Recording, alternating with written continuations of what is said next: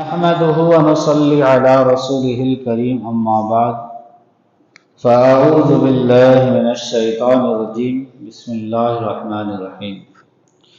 شعر پر حکومت۔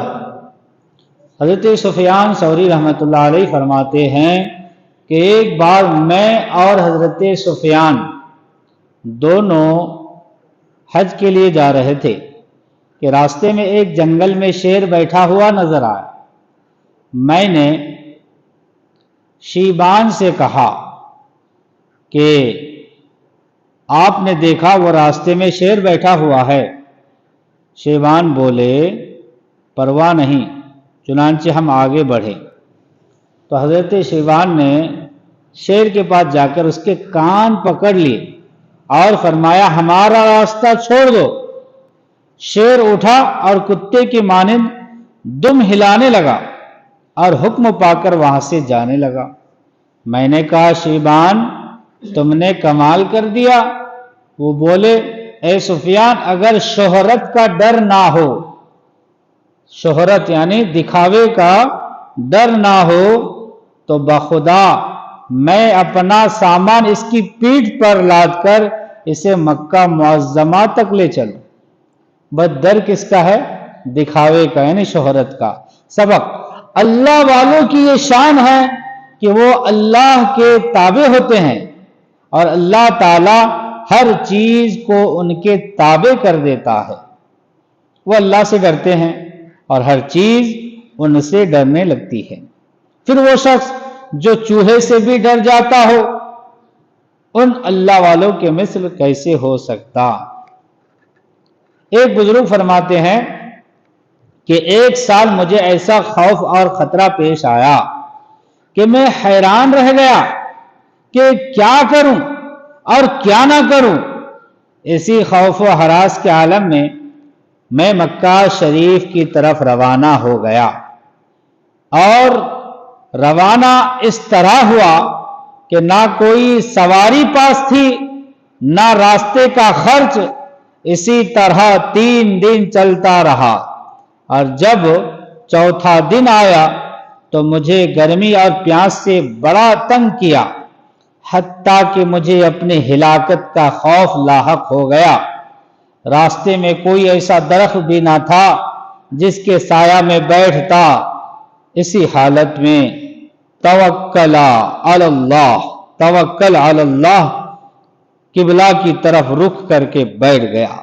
اللہ پر بھروسہ کرتے ہوئے قبلہ کی طرف منہ کر کے بیٹھ گیا تاکہ اگر مروں تو روح بقبلہ ہو کر مروں۔ بیٹھنے کے بعد نیند آ گئی اور میں بیٹھا بیٹھا ہی سو گیا۔ پھر خواب میں نے ایک نورانی شخص کو دیکھا جو میرے پاس آیا اور اپنا ہاتھ بڑھا کر کہنے لگا اپنا ہاتھ بڑھاؤ۔ میں نے ہاتھ بڑھایا تو اس نے مصافحہ کیا اور فرمایا تمہیں بشارت ہو کہ تم عنقریب مکہ معظمہ پہنچ جاؤ گے اور روضۃ النبی صلی اللہ علیہ وسلم کی زیارت کرو گے۔ میں نے کہا آپ کون ہیں؟ وہ بولا میں خضر ہوں، میں خضر علیہ السلام ہوں۔ میں نے کہا حضور میرے لیے دعا فرمائیے۔ وہ بولے مجھ سے یہ دعا سیکھ لو اور اسے 3 مرتبہ پڑھو۔ کیا ہے وہ دعا؟ لطیفاً بخلقہ یا علیماً بخلقہ یا خبیراً بخلقہ الطف بالطیف یا علیم یا خبیر۔ کہتے ہیں لو یہ ہمارے جانب سے ہمیشہ کے لیے تمہارے واسطے ایک تحفہ ہے۔ یہ دعا بتایا اور کہا یہ ہمیشہ کے لیے ہمارے جانب سے تمہارے لیے ایک تحفہ ہے۔ جب کبھی کوئی مشکل پیش آئے یا کوئی خطرہ درپیش ہو یا کوئی تکلیف لاحق ہو تو اس دعا کو 3 مرتبہ پڑھا کرو، انشاءاللہ وہ تکلیف دور ہو جائے گی اور خطرہ ٹل جائے گا۔ اتنے میں مجھے کسی نے جگا دیا۔ میری آنکھ کھلی تو ایک شخص نے جو اونٹ پر سوار تھا مجھے جگایا اور مجھ سے پوچھنے لگا کہ میرا لڑکا اس شکل و صورت کا تم نے گزرتے دیکھا ہے؟ میں نے نفی میں جواب دیا کہ نہیں۔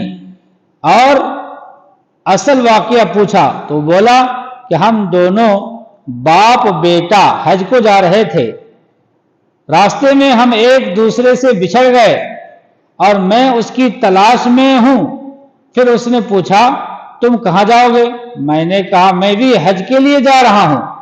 تو اس نے اپنا اونٹ بٹھایا اور مجھے کھانے کو روٹی اور پینے کو پانی دیا اور پھر اونٹ پر بٹھا لیا اور ہم آگے بڑھے۔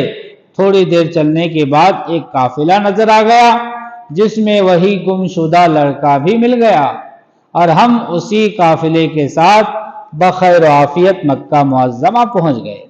مکہ معظمہ میں ایک شخص ملا جس نے مجھے ایک تھیلی نذر پیش کی جس میں بہت سے روپے تھے، گویا اللہ نے مجھے واپسی کے لیے زاد راہ بھی عطا فرما دیا۔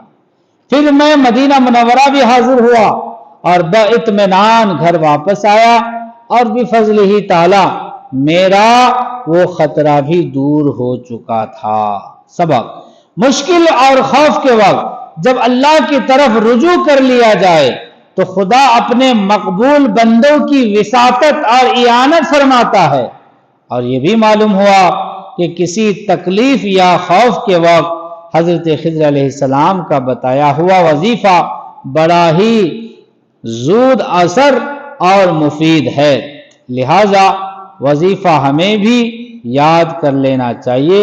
لطیفاً بخلقہ یا علیماً بخلقہ، یہ پورا وظیفہ اللہ تعالیٰ اپنے پیارے حبیب صلی اللہ علیہ وسلم کے صدقے ہمیں بزرگان دین کے نقش